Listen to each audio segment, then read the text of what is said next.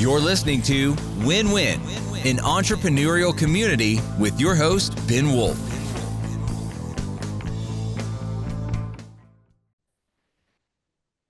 And welcome to the Win-Win podcast, the official podcast of Wolf's Edge Integrators. I am thrilled to be telling the Jackrabbit story, and they're specifically related to the integrator role, the COO role in their business.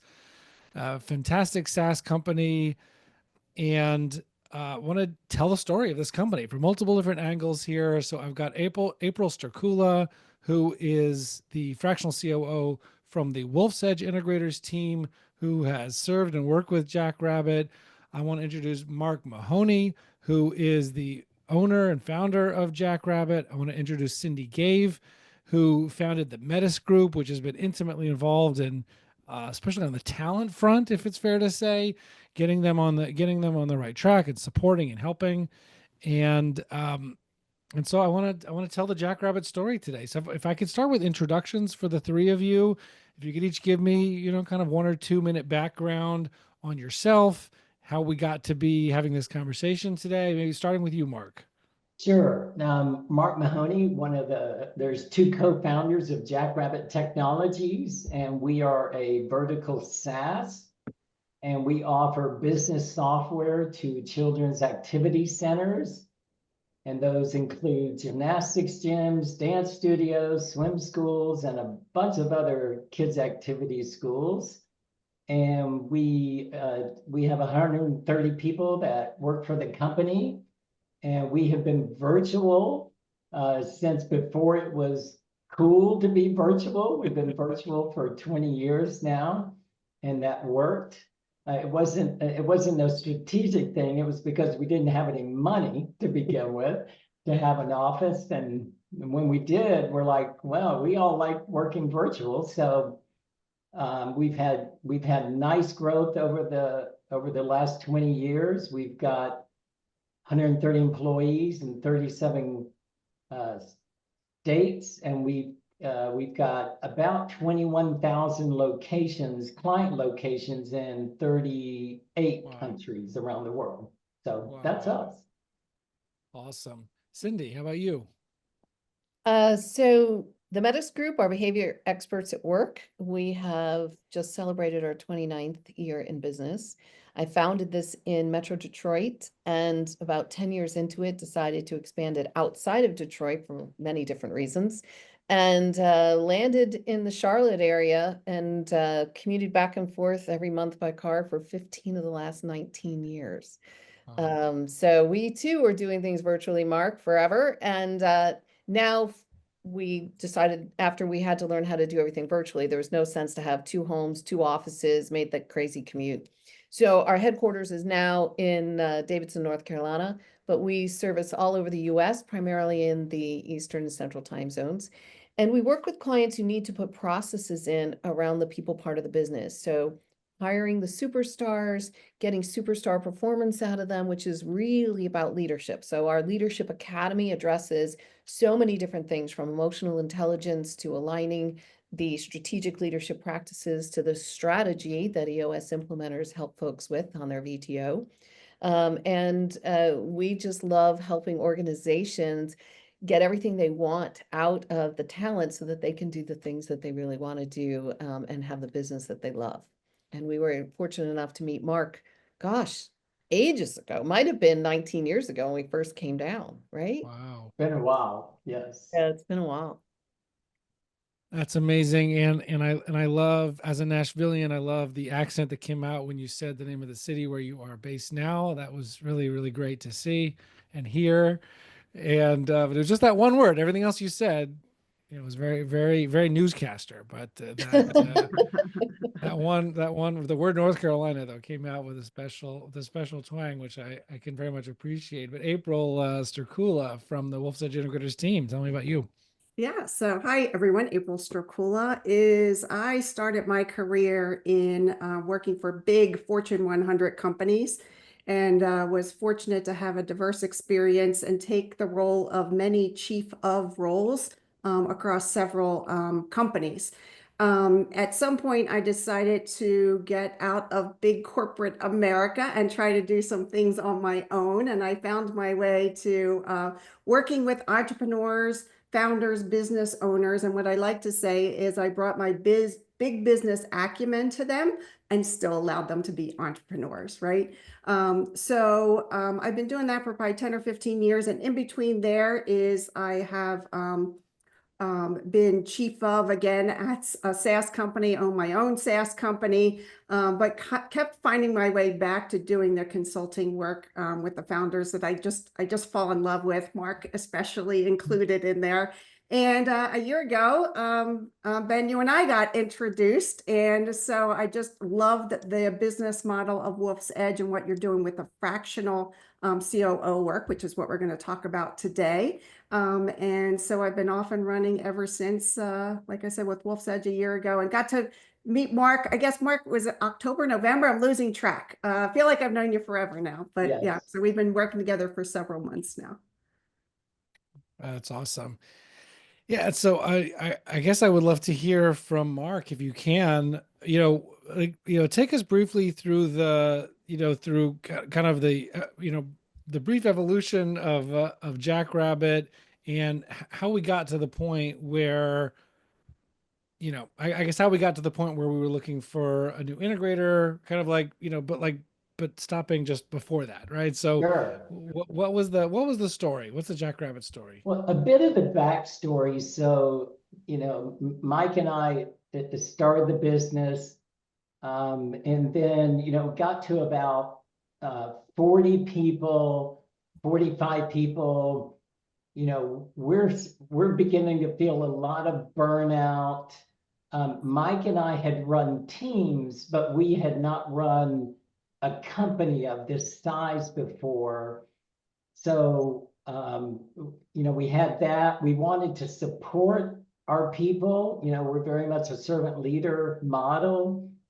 And the company was growing. We were quickly becoming the biggest bottleneck in the growth inhibitor of our company. We also didn't want to lose our culture as we grew. And so with all those things coming to head, we had reached out to the Metis Group, and at the same time, I had heard about EOS, the Entrepreneurial Operating System, and was thinking that could be something that the framework we could put in the company to help us make sure that we, number one, maintain our culture. Number two, we have the right information flowing up through the organization, and we have information flowing down through the organization. And so when we began to embark on that, we engaged with the Metis Group. This was probably about 8 years ago, where we got to meet Cyndi and John's team, and they've been awesome so far for this many years.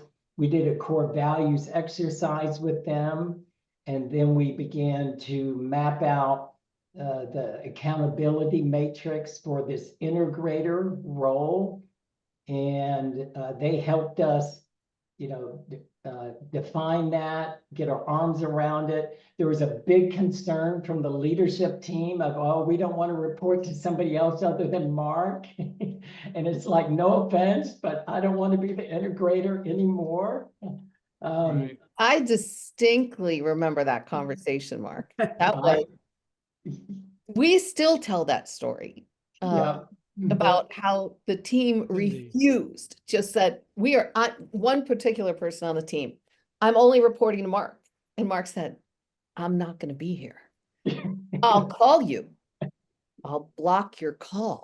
I mean, Wow. it was hysterical, because before we defined the integrator role, we had to start with, everybody understands if he's going to run on EOS Pure, this is what the reporting structure is going to look like. And man, I mean, it started with people having their back to the room, arms crossed. It was. Well, how did you, this is what you had, a full-time integrator whenever this happened, but so before that, how did you, Cyndi and Mark, how did you get through that? How did you get to the other side of that resistance? Well, a bit of a caveat there is we did not have an internal candidate that was going to be the integrator. So, this was going to be a stranger walking in, and many of us have been working together for 5 or 10 years by this point. So there was a tremendous amount of fear of, I like reporting to Mark. I don't want to report to a stranger, So, but like Cyndi said, it's like, this is not really an option, because I was in big time burnout mode. I wanted to continue to lead the company, but I just couldn't work 60 hours a week anymore. And so it was an interesting day, but we came out of it. What I love about the Metis Group are the processes that they walk us through. They had a very defined process to come up with our core values. The team was very excited about that, as we were, that, okay, we've got a blueprint to keep culture intact. And then they did the same thing of, okay, what does this integrator need to be able to do? What are the hard skills? What are the soft skills? How are they going to spend their time? What are some high priority skills that they may not use a lot, but they're critical to the success of this position? And really, after we spent that day, the initial day, really it was requirements gathering from myself, and especially from the team. And I vividly remember when Cyndi, put it up there. It's like, okay, if we can find somebody like this, are y'all good with this? And there were these resistance, yes. But it really did. It flushed out the concerns, the needs, and it really set up our integrator, who Metis Group ended up helping us go through these resumes, assess the applicants, and give us the assessment to do that. I think we had several hundred, it was over 200 applicants apply for the position. And of course, we'd never hired a position like this before. It's like, holy cow, how do we do this? And the assessment that came out of that, the accountability matrix exercise, was wonderful, because it enabled us, instead of having that typical interview of, well, tell me what you've done and tell me about your company. It really enabled us to go right to the heart of the matter with very specific questions about, you may want to find out more about, how do they handle a leader that was had a great culture fit, was not in the right seat, things like that. And that gave, me as an owner, because I'd heard so many horror stories about companies hiring an integrator or a COO, handing them the reins, and then they dismantle the company or run people off, or, the opportunity cost is the biggest cost. So I love the process exercises that Metis Group walks us through. So at that point, we did hire a COO.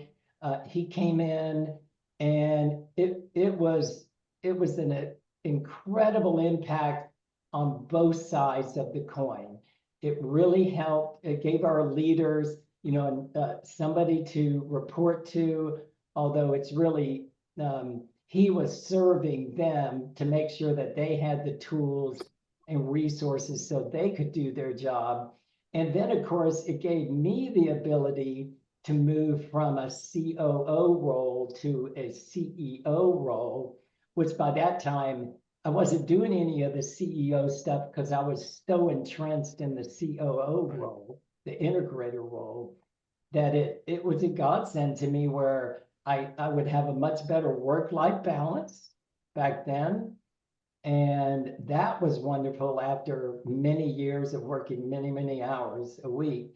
And I could focus on the things I love to do. And those things are key relationships within the industries, speaking at conferences and trade shows, innovating the business. I could work on the business. I could engage with other CEOs to hear what's going, what are they seeing? What are they doing?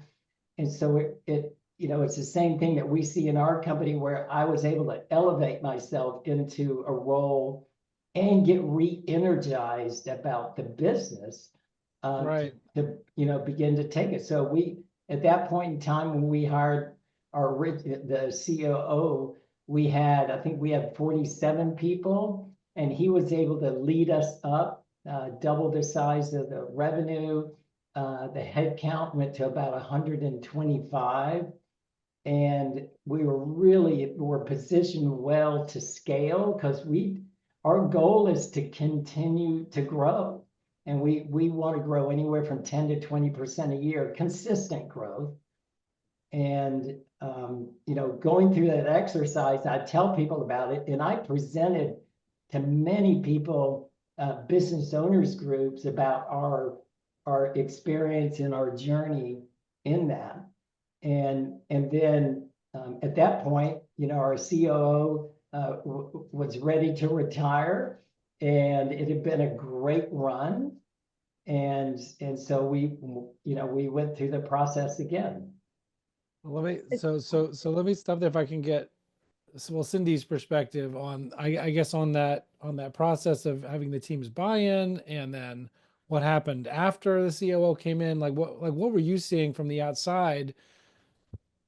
Yeah, From the so Metis Group there's a perspective. couple of things, and all of our processes have been designed to work hand in glove with EOS, and so sometimes we have similar terms. So there's when our clients talk about our accountability matrix, it's like the accountability chart, but on steroids. So it goes into much greater depth, talks about how much percentage of time is in each of the 5 categories, priorities, identifies success factors.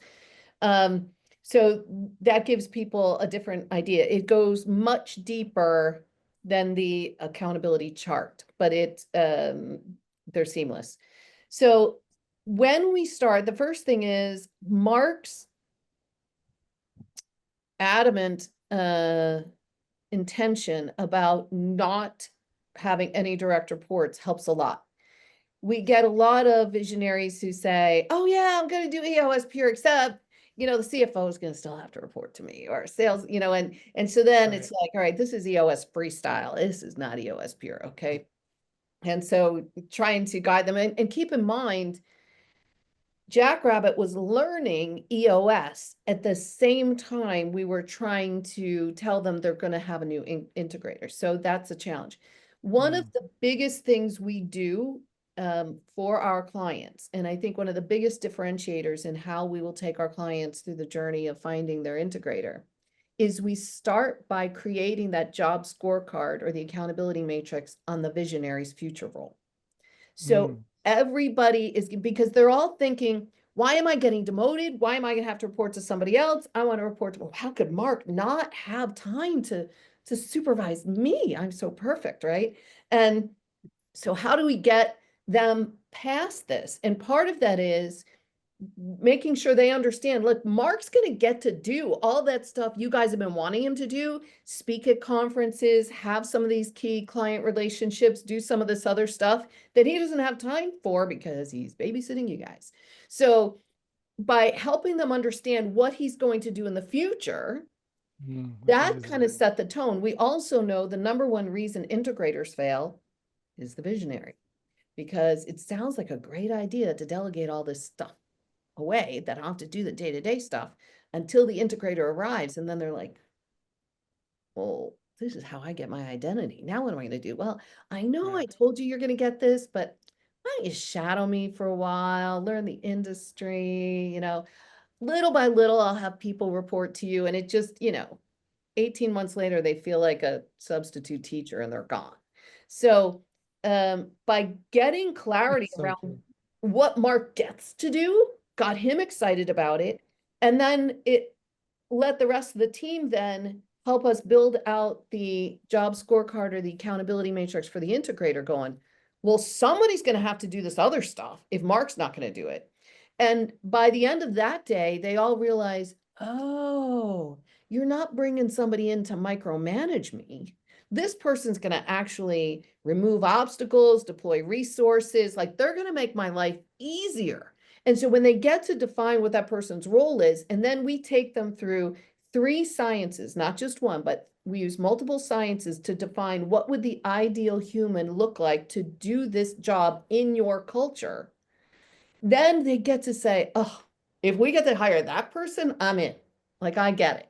There, to Mark's point, there might have been a little skepticism, like, really? We're going to get this?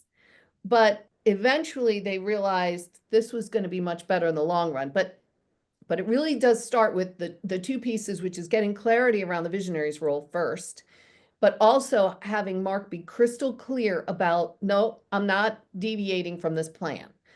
Because it's easy for them to get, it's easy for visionaries to get sort of embarrassed into giving into some of those things. But every time we do this with a leadership team and we ask for big takeaways, at least 1, if not 2 people are going to say, starting with the visionary's role was the deal, the game changer. That's an amazing insight, right? I love how that tries to sort of take the air out of some of that opposition that's natural by having it not just what are we going away from, I am trying to get out of the day-to-day, but what am I going to, and what's the much higher and better use that I can be to the entire business and everything that we're trying to do with our mission, and what you're all working towards, how we can get there much faster if I'm freed up to be able to do the things that are going to get us much there faster and not treading water in the day-to-day. And every visionary is different. So the things you heard Mark describe as the things he loves to do, he's got an EO forum buddy who's like, yeah, I don't really like the ambassadorship stuff. There's a bit of it he's got to do, right? But we like to pretend he's mad scientist when he goes back into the brew house and starts tinkering around with different beers. Yeah, R&D. Some people, they love the R&D. Some people love being the rah-rah culture person with the team. Like, they love developing, taking care of, motivating. They love working with the team. Some people love the R&D, some, the next product, the next service. Some people, love making big contracts. So we have more products and services to sell to our clients. Some people love making the big deals with the biggest clients. I mean, some people, like you said, love being the thought leader and teaching, and raising the profile of the business. But yeah, it's all right. Everyone's going to have a different thing that they're attracted to. But Mark, I want to get back into, we're going to get to April in a second once we reach that part of the story. But when we get to this part of the story where, leading up to the point where you and I met, when Cyndi introduced you to us. So like, what was prompting, like, what was going on? What was the challenge? What was prompting this search that, during that time when you met us? Gotcha. Yes. So we re-engaged with the Metis Group when our CEO announced retirement. And that's when we realized we needed to redo the accountability matrix. And we went through the same exercise because it was a very different company at that point. Instead of 1 product, we were 3 products. Instead of 47 people, now we're at 120 something people. And it's a very different competitive landscape. So when we re-engaged, it was suggested we did the same thing. Started at the CEO visionary role, went through that, then did the integrator, because of course we wanted to set up that integrator for success, and that of course is the key to that. And it did end up being a different type of position, different skills needed.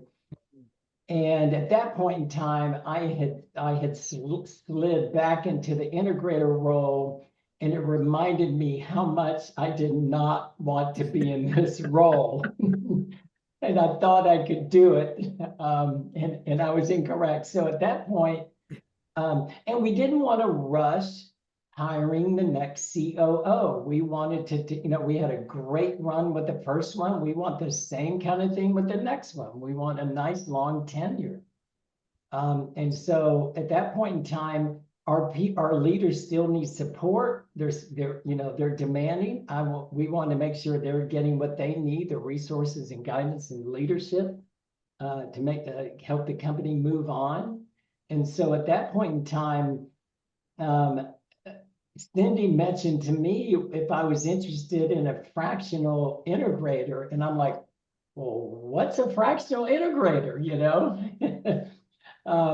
and I'm like, I have never heard of a firm that did this. So I was like, tell me more about this, please. So she introduced me to Wolf's Edge, and it was very comforting to be able to work with a company that was familiar with EOS, familiar with the integrator role, so that ideally we could bring somebody in not having ever heard of Jackrabbit and be able to slide in in a part-time role and really keep the boat moving forward. And that would pull back some of my time of the day-to-day. And it has been awesome since that. So it was a very quick transition when April joined the team. You and I spoke, Ben, and we spec'd it out. And then you recommended April. And boy, again, it was a godsend that we were able to, bring somebody in familiar with the processes, the nomenclature, everything. And that took a tremendous load off of my time, but it also gave us breathing room to have an intentional and well thought out transition into a new integrator person being hired. Right. You can hold out for the right person. Yeah, Cyndi, what were you going to say? There's a couple of things. So I got the call from Mark in maybe August, September, that his integrator was going to retire, and he was going to stick around at least through the end of the year. And I said, oh, most people who once they decide they're done, aren't going to last that long. And he said, well, and I don't want to rush. And I said, okay, so let's think about the fact that it's the end of the year. And if it's a currently employed integrator and they're any good, they should be coming up on year-end bonus. So they're not going anywhere by the end of the year. So we may not be able to really start initiating real candidates until the beginning of 2025. And he's like, oh, okay, well, I don't want to be in a rush. I'm not going to be in a rush. We also realized that the previous integrator came out of SaaS, and that had some pros and cons. Now, Mark mentioned that they were going from 1 product to 3 products, and there were some hiccups along the way. And because of the previous integrator's intense familiarity, he tried to jump in and try to help fix some of that, which meant that Mike and Mark got more people bubbling up to them. And what became clear through all of this is maybe there was a drift away from a pure integrator, because his previous integrator had been a COO with not all direct reports, and he had more intended involvement in operations. So it was easier for him to get sucked in. Mark and Mike, when we went through the definition phase this time around in September, were pretty clear. Once we defined the new accountability matrix job scorecard, there was nothing in there that said this person had to come out of SaaS. So Mark and Mike said, I think that's going to create more problems than it is help us. So we want to actually steer away from that. The idea of the fractional integrator, I suggested to Mark, because the way you guys run it, Ben, is that it's as much a transitional integrator as it is a fractional. I'm not a huge believer in the fractional go on forever arrangements, but fractional transitional made all the sense in the world. And I thought that was going to help for a couple of reasons. One, it was going to let the COO who decided he wanted to retire and to start the next chapter of his life. I thought it would also be a good reset for Mark and his team to have someone in the integrator role who ran EOS Pure, and they were going to have a new refreshed vision of what that actually looks like. The fact that April came out of SaaS but does not do programming was a benefit. She got the industry, but she wasn't sucked into it. So she could understand that and remind people, nope, that's not what integrators do. This is what integrators do. And, and they're like, well, what happens if we run into a problem? And we're like, well, that means that y'all are going to find somebody who can solve the problem internally, or the integrator brings in and integrates into the organization external resources that can help solve some problems, but they aren't the answer to everything. So from my side, and Mark and April will have to give some feedback from my side, I thought having that transitional and then maybe even helping, I think April and Laura are work together a little bit in transition. So as the new integrator came on, they could work through a healthy transition together so that it was kind of seamless for all of Jackrabbit. Yeah. But I think Mark and April will be able to talk more about how that transition period actually benefited Jackrabbit as opposed to having a clean cut from one integrator to a next full-time. Right. Yeah. And I want to get to that part of the story. And it's interesting what you're saying about interim. I would call it interim, right? As somebody is fulfilling that integrator or COO role on an interim basis. Yes. And that's what we do in basically 100% of our engagements. Our engagements are typically, you guys are on the shorter end, but typically 9 to 18 months. And we're able to move some major initiatives forward, maybe that have been delayed or pushed off or attempted for a long time, get right people in the right seats within the organization, and then hand it off to somebody long-term, full-time. Whether that's somebody that we can help elevate from within, which is nice when we can do it, or whether we need to be intimately involved and, working with someone like the Metis Group or a recruiting firm and help bring in someone from the outside if we don't have a good inside candidate. That is so valuable, and it enables you to kind of hold out for the right person, so you don't feel right. Like Mark said earlier, like we're going to be rushed and it's so stressful. Let's just get somebody in that seat, right? Just because it's so hard, right? But if you have the ball moving forward, you have confidence, you have relief, you can hold out for the right person. It happened to be you guys had a successful search, and so you're able to do that relatively quickly. And I want to get to that part of the story soon, but I want to ask you guys one quick question before I get to April's part of the story that I want to hear, which is what else, if anything, did at that point when you were looking for this, the COO was retiring, what else, if anything, did you try besides talking to Wolf's Edge Integrators? What else, or any other kinds of things? That's the only thing you tried. Is that right? Well, before we knew about, Wolf's Integrators, we had planned that the current COO was going to hold out. But like Cyndi said, it becomes when somebody's decided to retire, their hearts, it's hard to run that hard like you used to. Yeah. That became apparent. And then when I got back involved, now you got kind of two leaders and different styles going on. So, that was another thing we needed to deal with. And then of course you're realizing, some things need to change. So really when we got introduced and you told me about your model, I'm like, oh, that could give us what we need right now. Keep the company moving forward and keep these very important projects moving forward. I also didn't realize that Mark had been dragged back into the organization to the extent that he was. Mark, how long were you, so talk about the EOS life. Mark's goal when he first brought us in, 8 years ago, was I want to be at the beach.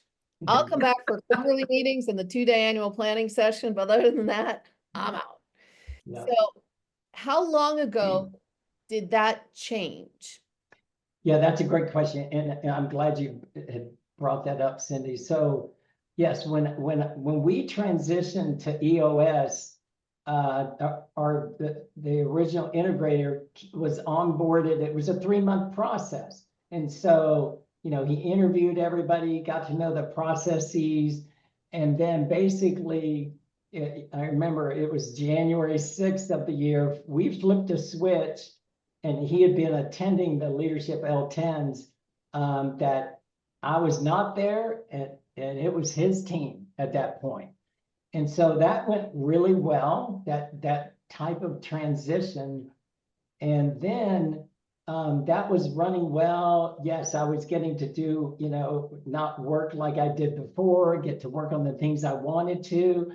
And then years later, we were maybe five or so years into it, that the integrator was overwhelmed with time capacity and needed some relief. And there was also a combination of comfort level with certain teams reporting to him, that I was handed one team.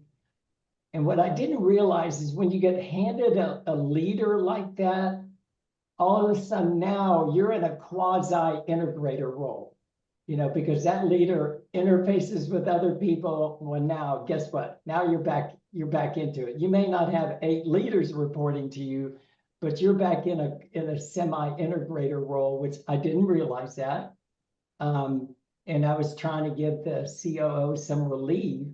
And then I was handed another one, which I was still trying to give the COO some relief. And those are big mistakes now looking back at it. So I won't make that mistake again on this next one. Do you think then it was the last 2 or 3 years? That I think the first report I got was maybe 18 months ago, Okay. maybe something like that. And then the second one was maybe a year ago or so, 8 months ago, something along those lines. And so, yeah, lesson learned. We are going to stay EOS pure when it comes to that. So that was the other thing I was hearing when he called me in August, September, is I learned that he hasn't been at the beach this whole time. And I could hear the fatigue. And knowing this could be a good 4 to 6 months out, I'm like, oh no, that's not healthy. That's just not healthy for the organization. It's not healthy for Mark. It's not healthy for Mike. And that's when the other reason I said to Mark, there's other alternatives. I just don't think this is what you need carrying you forward. And that's when I asked, would you kind of sort of be willing to consider an interim fractional integrator? And he's like, what? A what? So, but that was, I think that talking into it might have been a little bit easier knowing that you had been sucked back into the. Right. Oh, yes. Yeah. Well, and you had the insight. I thought we were gonna, snap our fingers, have a couple hundred resumes and, flip somebody in here. But, realizing that it's not like that once a company has grown like we need to start back. We need to do the accountability matrix at the visionary, the integrator. And of course, that all takes time. And guess whose time that takes, and then, yes, finding the quality candidate, like Cyndi said, that's not something that you do in a month or two. Right. It's been great working with y'all. Yeah, let me ask April now. Like, okay, around this time in the story, Cyndi introduced me to Mark. I had a great conversation with Mark. I communicated, share all that with you, April. Tell me your perspective right now. Like, what did you see? What were your observations going in? And then, and then I guess we kind of heard why they hired us and you. But like, what did you see? What did you observe? And then the very early stages of the engagement, like first days, first weeks, what happened? Yeah. So the first thing, and Mark even brought it to my attention, and then I was able to observe it, but to his point is he was kind of half in and half out of these, roles, visionary and integrator roles. And so it's like a couple people reporting to him, some other people were reporting to the COO, you know, somebody else, we weren't sure who they were exactly reporting to. So the first thing we had to do was we're like, nope, we're going back to everybody reports to the, you know, integrator. So that was one of the biggest observations. The other thing that was interesting, and again, Mark said it a few times, and then I kind of saw it in action, was because he was kind of had slid into this role, people had also slid into some old habits of delegating up, right, Mark? bet. Mark's like, what's happening? Like, why is this happening? I'm finding is not only they're reporting to me, but they're putting work on my plate. Like, so that was the other thing we kind of had to reverse kind of course on. And so, you know, getting back to running the L10s the way we wanted to run the L10s and making sure the issues were the right issues that we were talking about. The good news for us is, I think I started in October, and I guess it was late October, and we had the annual was planned for December, right, Mark? Right, I'm remembering correctly. Yep, that's right. Yeah, and so we had our 2-day offsite, and the former integrator COO facilitated those. So now I was also facilitating that I session. didn't know that. I'm telling on you, Mark. But anyway, so it was a great opportunity. And back, Cyndi, to your point about bringing in the right expertise from the outside also to solve some problems. The other thing we saw was on the product offerings, there were some that we actually, you know, as Mark had gotten back in there, was thinking we need to take a new path forward. There were some where we wanted to refine the strategies, and some we needed to refine the processes underneath of it. So the annual meeting, and so Mark had engaged an outside source that he's known for a really long time to help also come in and be an advisor, counselor, you know, consultant. And so Mark, myself, and this third party we all really took a hard look at how we were going to run this annual 2-day offsite, because we had some tough messaging to deliver. I don't know if it was tough messaging, Mark, or how you describe it, but it was different, right? We were level setting or resetting and reestablishing some things. The good news is, and you know, the first day is I didn't see arms crossed, Cyndi, but I think, Mark, we saw some people like, okay, what's happening now? Like, who is this lady coming in? Who's this other guy sitting at the table? Where is Mark taking us now? You know, but by the second day, when we had laid out the rocks and we were really talking about rallying as a team, you know, no silos here, no delegating up, is Mark, we got almost a standing ovation for what we walked away with at the end of that That's day. awesome. Am I right? Yeah. I mean, there was a level of engagement and understanding there that was different than what we had going into it, for sure. Yeah, I mean, the wonderful thing about April and working with a fractional integrator is that, you know, I've only seen one company EOS and one integrator. You know, April's been in multiple companies. And it was very comforting to me when I went back into the position going, I'm seeing some things here. And when you've got a second set of eyes beside you going, yep, I'm seeing the same thing. I'm like, okay, we don't have to second guess this. You know, now we work on the solution. Right. And I mean, what April brought to the table, you know, having been an integrator in multiple companies, was a huge advantage for us to you know, to go through this transition, because we've had 20 years of success. You know, we've been on the Inc. 5000 a dozen or more years in a row. But I think we've gotten complacent to some degree, and that it's like, you know, guys, we've got to keep pushing forward. I am not sitting on our laurels. I want this company to continue to innovate and to grow. And, you know, April coming in, having been an integrator multiple companies, was huge for me, a comfort factor as a visionary / integrator of making some tough decisions. I think the fact that she had also been an actual pure integrator and not just a COO who read the book Yeah, of Traction. I think that helped a lot. I think the Yes. fact that she could help reiterate and reinforce EOS practices and visionary integrator rocket fuel roles, I think Mhm. made a huge difference as an outsider looking in. yeah, no, that's exactly right. She was, very much knew the success formula and got us right back on track. Yeah, April, were you about to say something? I was, and guess what? That thought just went right.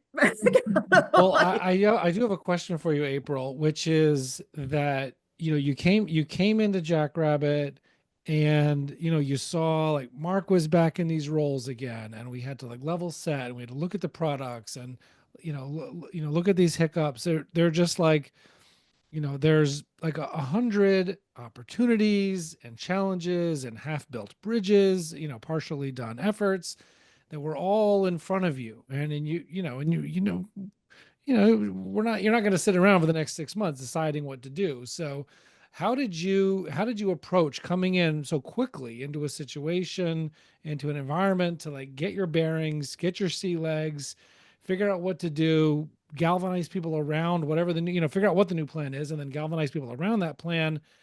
Tell us a little bit about the methodology that you brought to bear for coming into this big mix of Yeah. potential priorities, and to create clarity and then get alignment. Yeah. So, one of the first things I do with any company that I'm new to is I've just got to assimilate myself with everything, right? So I'm meeting with all of the leaders one-on-one. I'm meeting multiple times with the visionary CEO to get on the same page. With him is I just start jumping into running the L10s. Nothing better than to, get immersed in the business, that way. The other thing that was happening, like I said, was we were preparing for the annual. And so that was just a great entry point for me. It just happened to be the timing kind of worked out for that. And then the other thing that was unique here was because Mark had brought in this other consultant to talk about some of the product and business strategy, this is maybe a little bit outside of EOS, but Mark and this gentleman and I kind of formed this triumvirate of, and we would meet, we still do every Monday, Wednesday, Friday at 7:30 to 8, just to talk strategy and make sure that from Mark's visionary chair, right, we were aligned. It's the reason we have our same page meetings, right? As any engagement, we have same page meetings, right, with our clients and visionaries. This was 3 of us meeting to make sure that we were all aligned on the strategy to go forward for each of the products. And so that helped a ton as well, which then allowed me to make sure in the annual meeting, the rock setting made sense, right? The milestones for the rocks made sense. The right people were accountable for it. And, and some of the other thing that we talked about was, and what,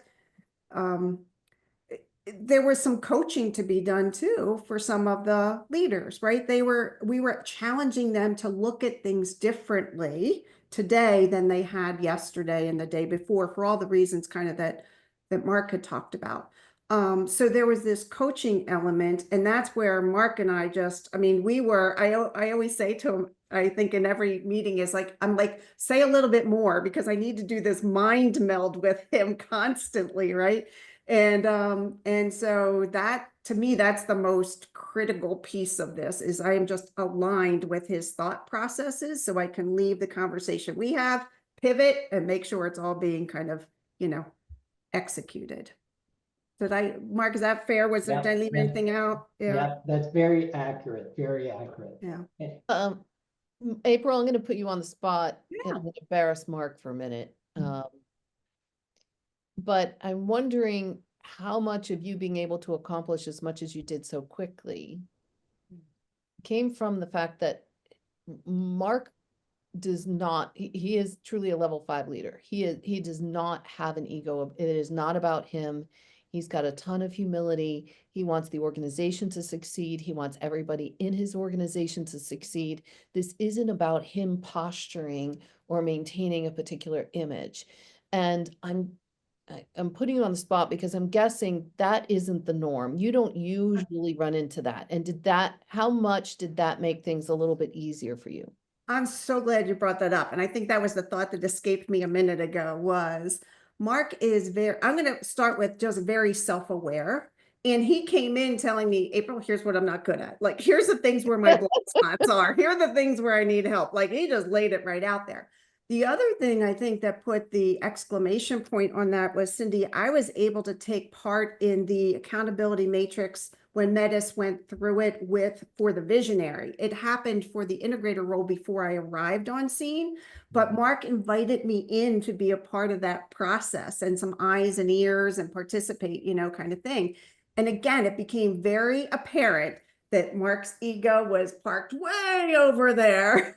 And he said, I want to do the right thing for the company, but he didn't just say it.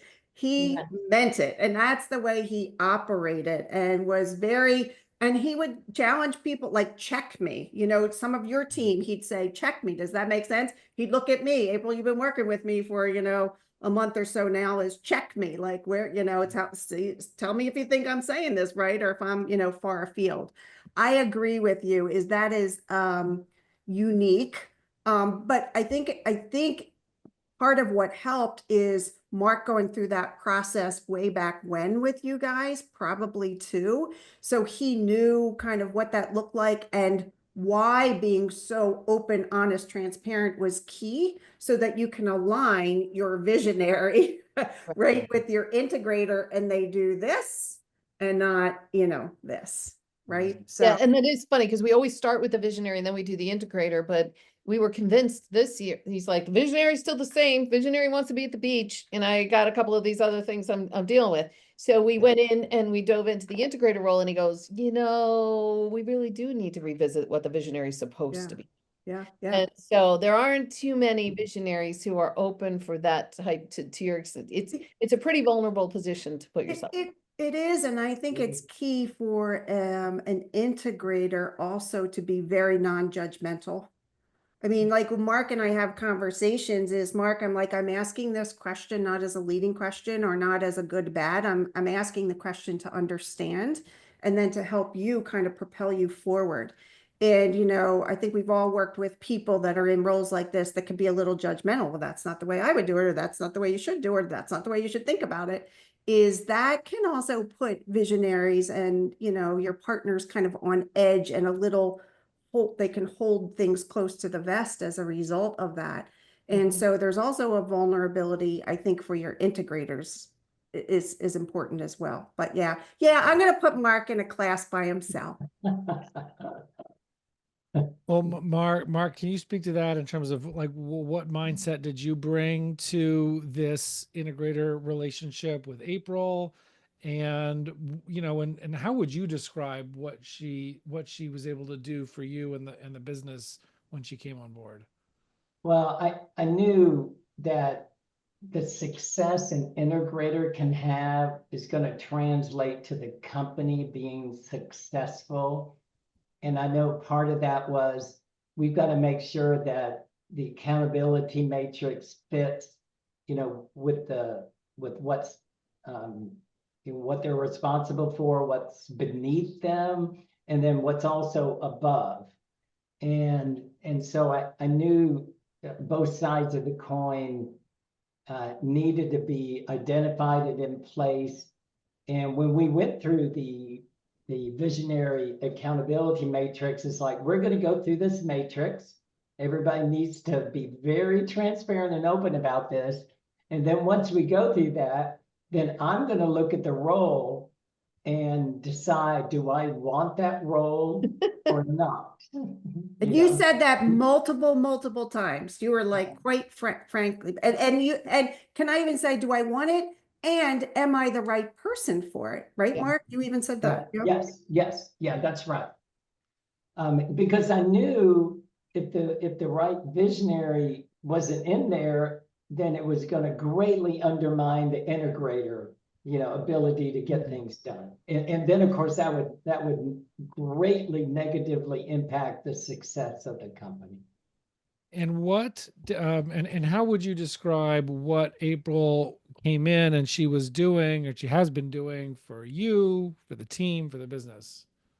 The awesome thing about her coming in, she was, wasn't emotionally, involved with the company. She could, having been in that role with multiple companies, she could quickly identify and assess our leaders and figure out who needs coaching up, who is good, what kind of coaching do they need?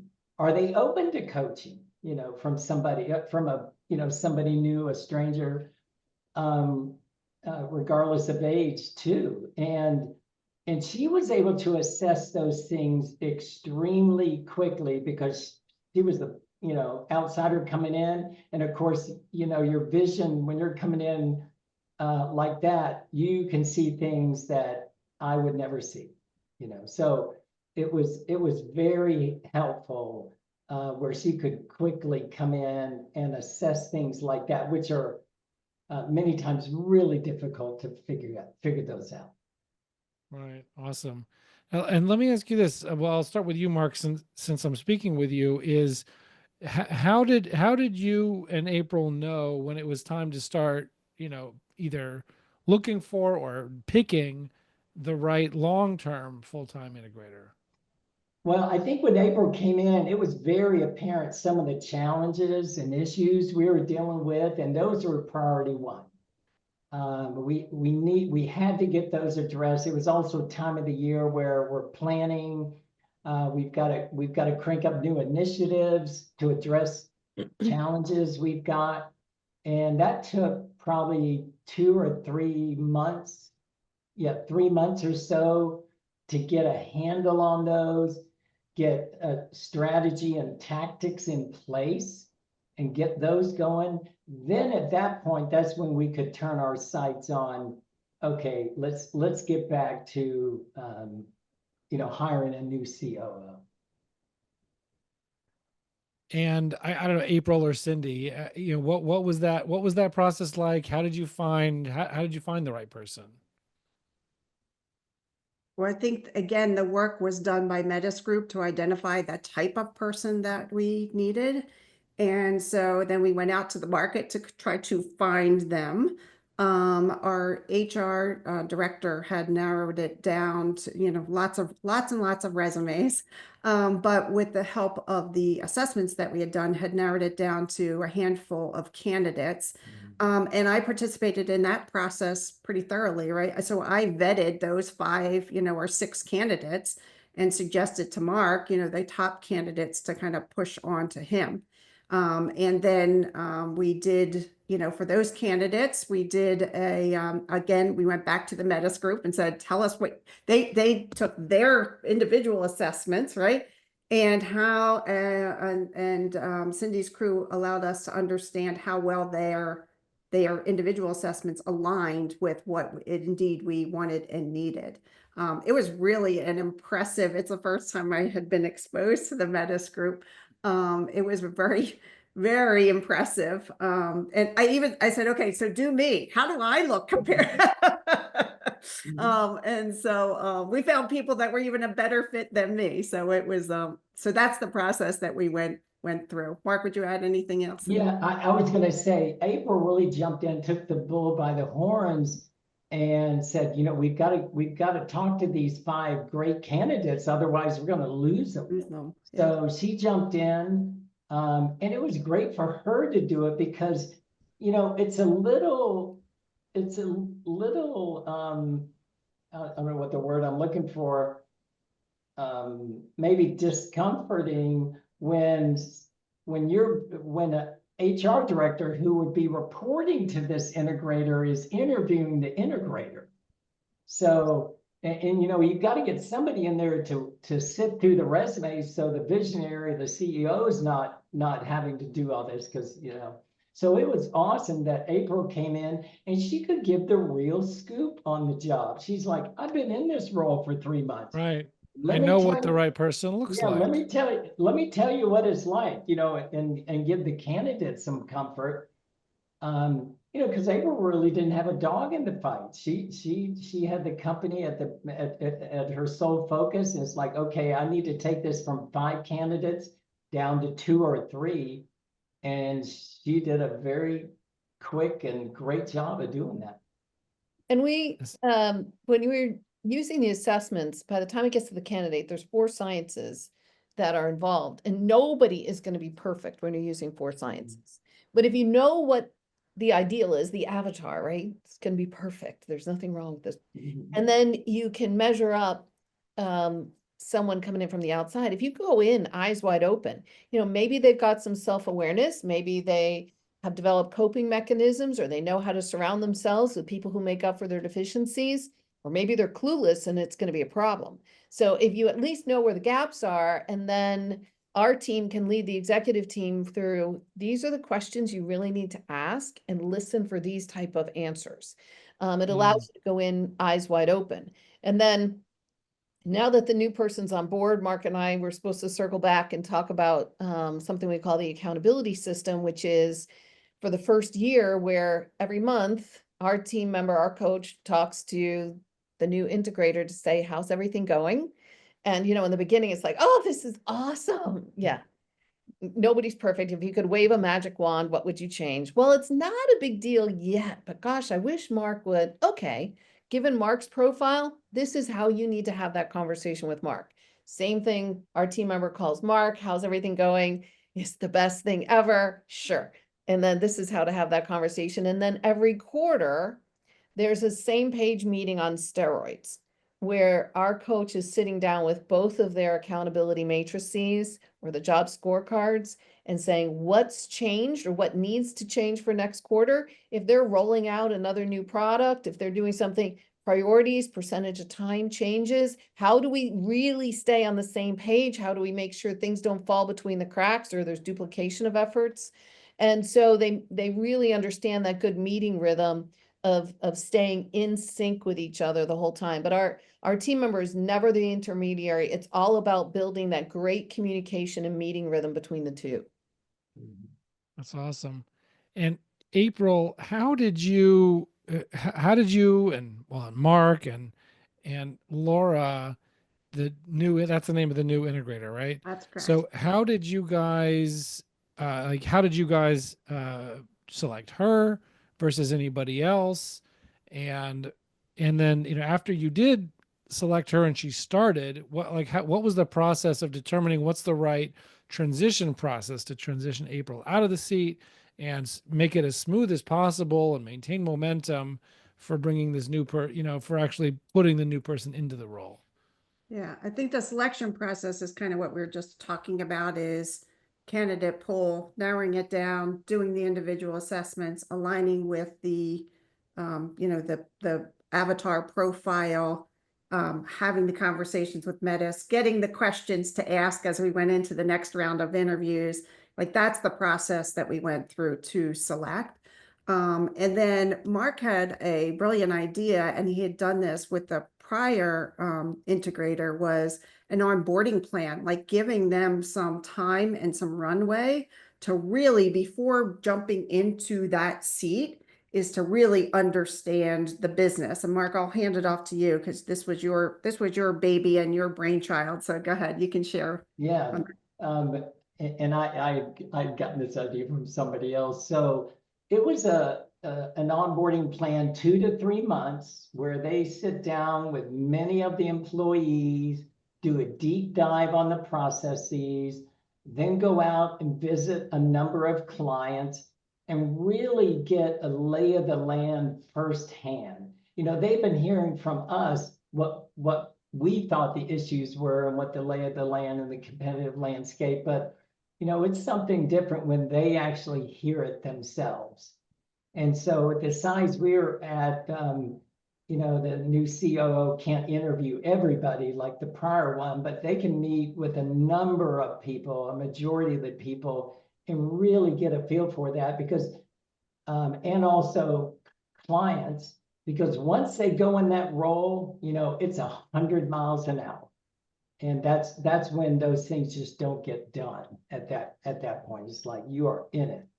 So And if you hadn't had April or somebody fulfilling that role while that process is going Right. on, you wouldn't have been able to do it. I mean, the No, other person because I would have would been have out been- already, and That's right. I would have been, you're in the role, go. I'm done, right, Mark? I'm I'm done. done. I'm out. so April, like, how did you determine like what the date of the official handoff is? So this has been, I always say you got to bob and weave, right? So we kind of have put together like a 90-day onboarding plan. We selected I think a dynamo person here. And so as she's going through it, she's finding things and ready to kind of jump in and, with some of this stuff. So while we thought it was going to be 90 days, I think it's going to be shorter. And that's okay. That's okay. I don't think there's a right or wrong. The good news is, as she and Mark and I now meet, a couple times a week as well, is what she's saying is, look, guys, it's like, if you wanted me to just ramp with the, not doing anything, versus jumping in and being here, I think we're looking at a hybrid of the two. And so I think you just got to play that by ear, right? Based on the person, based on the company, based on a lot of different factors. And so that's what we've been doing is modifying that kind of as we go. Yeah. And Mark, let me ask you this. Last couple of questions here for you guys, because we've really tried to dive into this, the Jackrabbit story, and as deeply as we can. And I love these different perspectives because everybody has a different angle on it. But Mark, what I would ask you is that, you went into this when Cyndi told you about the idea of a fractional integrator. It was like, wow, there's such a thing, right? And so if you're like, if you had the opportunity, which you do, I mean, in this recording, right, is to talk to other business owners, right, who are maybe in a situation like you were 6 months ago. Like what would you want them to know? Like they might be like, is this really a thing? Can this really work? Like, I don't know, what message would you want to leave the other business owners with? Yeah, I've got some look back, vision there. I would say take it as an opportunity to reassess, because this is a key time to peel the onion back, get an understanding of all the things going on, competitively, internally, and get some outside help so you can get some objectivity there. Because if we had had an internal candidate that was just going to slide right in the role, we would be at a big deficit. And we would not have the vision that we have now to really take the company forward. So I would say if you have, if you're transitioning, definitely go through the rebuilding of the accountability matrix of both roles, and bringing somebody in from the outside to identify other issues. Because then at that point, you can put together a strategy and a tactical plan that's going to work very efficiently. If we had gone on based on assumptions before this transition started, I don't like thinking about where we would be. We'd probably still be, what I would say, kind of stuck in the mud at that point. It's like, no.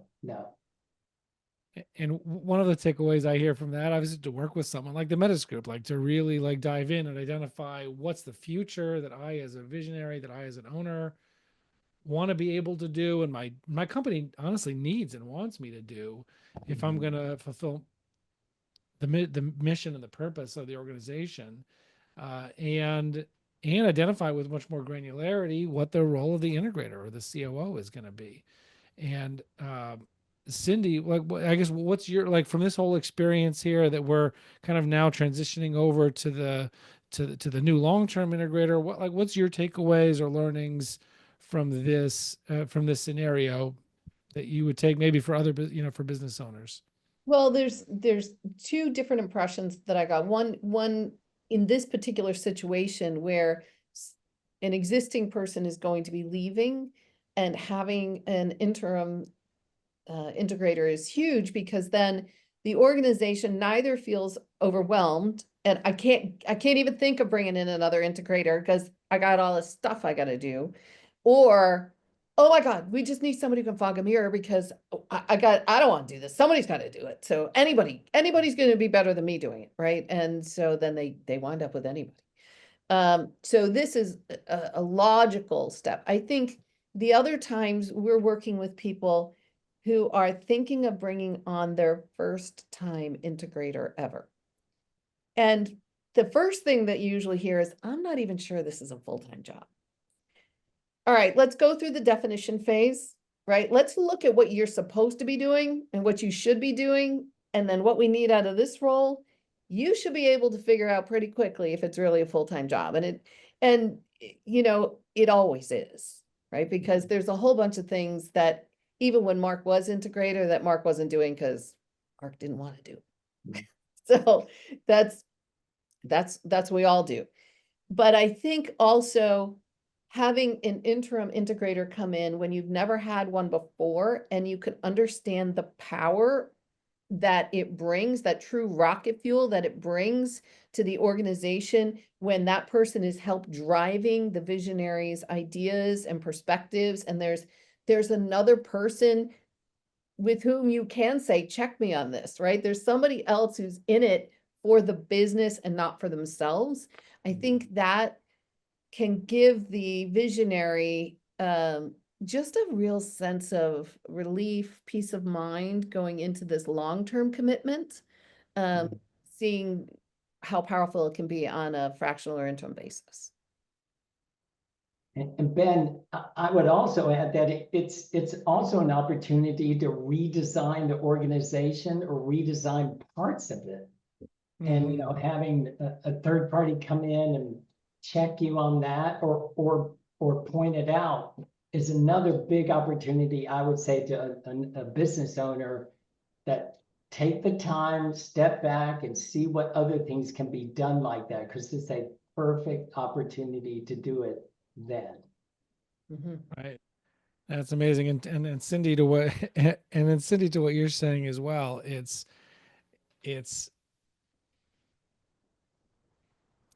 an opportunity to see, like, you know, because if they've never had a real integrator before, it's like, oh, that's what that looks like. Because, you know, you hear about it in the sessions or in books, you'd be like, does that really even exist? It sounds kind of pretend, like, you know, someone who can really like drive the business, you could trust them, like your leadership team reports to them, not you. They're not just a glorified secretary or chief of staff. I mean, like, it's just hard to picture what a high caliber person looks like, and, you know, to rely on in helping lead the company and drive things forward.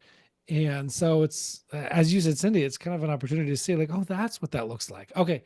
Like you said, now I could commit to that long-term role because now I have a picture in my mind that I've experienced, not just that I've heard about what that looks like.